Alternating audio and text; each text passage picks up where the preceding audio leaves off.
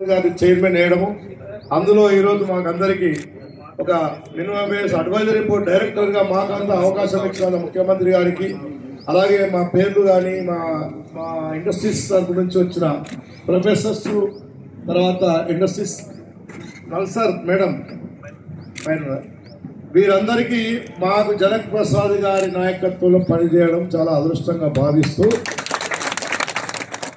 ఈరోజు పైన మీటింగ్లో ఒక మాట చెప్పాడు. 2 నెలల్లో ప్రతి ఒక్క కార్మికుడికి, ఇండస్ట్రీస్కి మంచి వాతావరణంలో మేనేజ్మెంట్కి కానీ కార్మికులకు కానీ అన్యాయం జరగకుండా ఒక 2 నెలల్లో, గత ప్రభుత్వాలను విమర్శించే లాభం లేదు, మనం ఇప్పుడు ఏం చేస్తాం, ప్రజా పరిపాలన ప్రజాప్రభుత్వం కాబట్టి 2 నెలల్లోనే అందరూ మెంబర్స్ మీరు సహకరించేసి, లేబర్ డిపార్ట్మెంట్ కూడా మనకు సహకరిస్తుంది. ప్రభుత్వం ప్రజా పరిపాలన పెద్దలు చైర్మన్ గారు ముఖ్యమంత్రితో మాట్లాడి ఫుల్ పవర్స్ ఇచ్చారు. మన ఫైనాన్స్ మినిస్టర్ కూడా ఫుల్ పవర్స్ ఇచ్చారు. ఆయన నాయకత్వంలో తెలంగాణ కార్మికులకు, ఇండస్ట్రీస్కి మంచి శుభసూచకాలు జరుగుతాయని ఈ సందర్భంగా ప్రతి ఒక్క డైరెక్టర్కి వారికి కృతజ్ఞతలు ఇచ్చిన, దూరం నుంచి వచ్చిన, విలేజ్ నుంచి వచ్చిన నాయకులకు, కార్యకర్తలకు ముఖ్యంగా శుభాకాంక్షలు మా చైర్మన్ తరఫు నుంచి జరుపుతున్నాం. ఇప్పుడు ఎవరే కానీ సన్మానం చేయాలంటే ఫస్ట్ మీ డైరెక్టర్స్కి, చైర్మన్కి సన్మానం ఒక్కొక్కరిగా లైన్ వచ్చి చేసుకుంటే బాగుంటుంది. మా గాంధీనగర్ కంటెస్టర్ కార్పొరేటర్ గుర్రం చంద్రకళ, గుర్రం శంకర్ గారు డయాస్విక్ రావాలా, బాబ్జీ గారు డయాస్విక్ రావాలా, మన సీనియర్ నాయకులు మన దగ్గర గాంధీనగర్, మాది కూడా గాంధీనగర్ లోకల్ కాబట్టి ఒక 2-3 లీడర్స్ సీనియర్ నాయకులు ముందు వేదికకు వచ్చేసి మేము ఈ కమిటీని, ఈ మా చైర్మన్ని తర్వాత ఘనంగా సన్మానిస్తాం మేము గాంధీనగర్ తరఫు నుంచి. అది ఇప్పుడు మా చైర్మన్ గారు మాట్లాడతారు. మేడం మీరు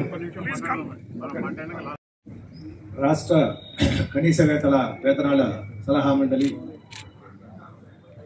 చైర్మన్ గారు,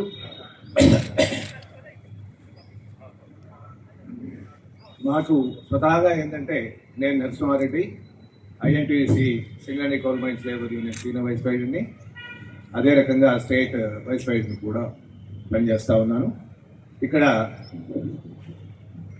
ఒక ట్విస్ట్ ఏంటంటే నేను 40 సంవత్సరాల నుంచి కూడా జనక్ ప్రసాద్ గారికి మిత్రుడిని. అదే రకంగా యూనియన్లో కూడా నాకు ఆయనే బాసు, ఇక్కడ కూడా మళ్ళీ చైర్మన్గా నేను ఒక మెంబర్గా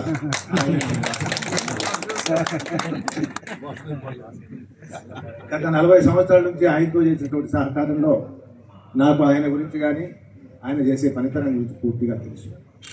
ఏదైతే ఇప్పుడే ఆ సలహా మండలి బోర్డు మీటింగ్లో ఇప్పుడు చెప్పడం జరిగింది, వెంటనే మనం 2-3 నెలల్లో కనీస వేతనాలు పెంచి ఇప్పించాల్సినటువంటి బాధ్యత మన మీద ఉంది, తప్పకుండా మీరందరూ సహకరించాలని చెప్పేసి ఆయన రిక్వెస్ట్ చేశాడు. కాబట్టి తప్పకుండా కూడా మా సింగరేణి కాలనీస్లోనే 25,000కు పైగా కాంట్రాక్ట్ కార్మికులు ఉన్నారు.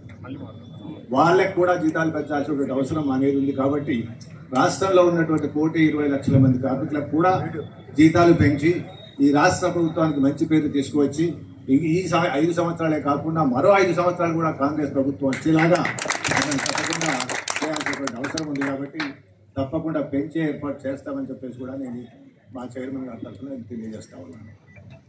ఇంకొక విషయం ఏంటంటే తప్పకుండా మేనేజ్మెంట్ ఇండస్ట్రీ ఉండాలా, ఇండస్ట్రీతో పాటుగా కార్మికులు కూడా సుఖంగా ఉండాలి. కాబట్టి జీవన ప్రమాణానికి అనుగుణంగా లైఫ్ వేజెస్ లాగా, మినిమం వేజెస్ కాకుండా లివింగ్ వేజెస్ లాగా మనం తప్పకుండా కార్మికుడిని మంచిగా ఉండే రకంగా చేయాల్సినటువంటి బాధ్యత మన మీద ఉంది.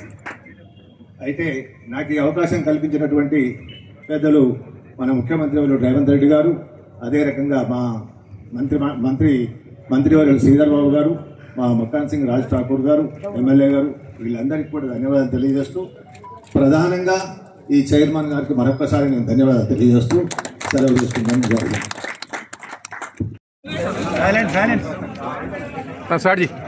తెలంగాణ రాష్ట్ర ప్రభుత్వ కనీస వేతనాల సలహా మండలి బోర్డు మీటింగ్ ప్రప్రథమంగా ఈరోజు లేబర్ కమిషన్ ఆఫీసులో జరగడం జరిగింది.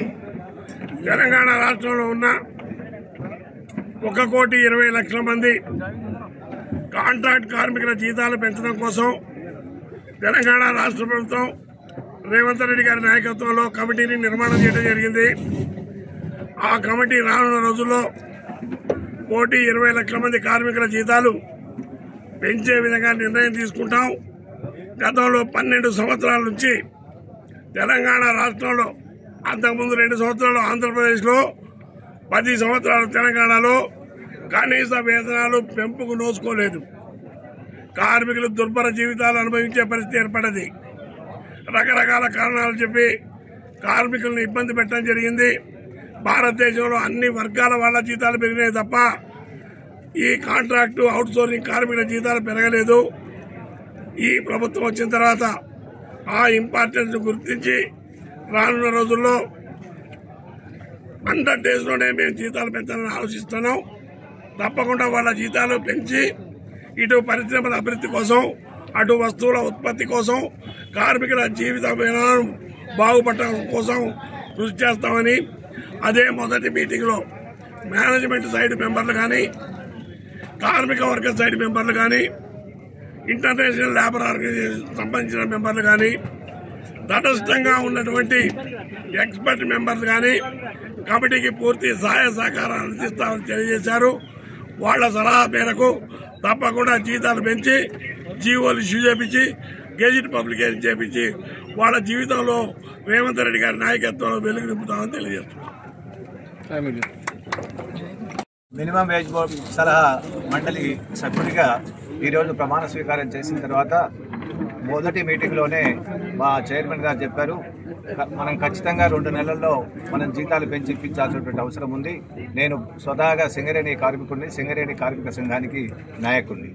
నాకు చైర్మన్ గారు కూడా మొదటి నుంచి మిత్రుడు కాబట్టి నాకు ఈ అవకాశం ఇచ్చినటువంటి, మెంబర్గా ఇచ్చినటువంటి మా అధ్యక్షులు సంజయ్ రెడ్డి గారికి, చైర్మన్ జనక్ ప్రసాద్ గారికి, అదే రకంగా రాష్ట్ర ప్రభుత్వ అధినేత అయినటువంటి మా ముఖ్యమంత్రి రేవంత్ రెడ్డి గారికి, మా మంత్రివర్యుడు శ్రీధర్ బాబు గారికి, మక్కాన్ సింగ్ రాజ్ ఠాకూర్ ఎమ్మెల్యే గారికి, వీరందరికీ కూడా ధన్యవాదాలు తెలుపుతూ, ఖచ్చితంగా ఏదైతే చైర్మన్ గారు పెట్టిన ప్రపోజల్ని తప్పకుండా మేము ఆచరణలోకి తీసుకొచ్చి కార్మికుల జీవితాల్లో వెలుగులు నింపడానికి ఈ కమిటీ మెంబర్స్ మొత్తం కూడా ఏకగ్రీవంగా ఆయనకు ఆమోదించి అవకాశం కల్పిస్తాము. తప్పకుండా 1,20,00,000 మంది ఉన్నటువంటి రాష్ట్ర అసంఘటిత కార్మిక సోదరులందరికీ కూడా జీతాలు పెంచి ఇప్పించే బాధ్యత మేము తీసుకుంటామని తెలియజేస్తాం.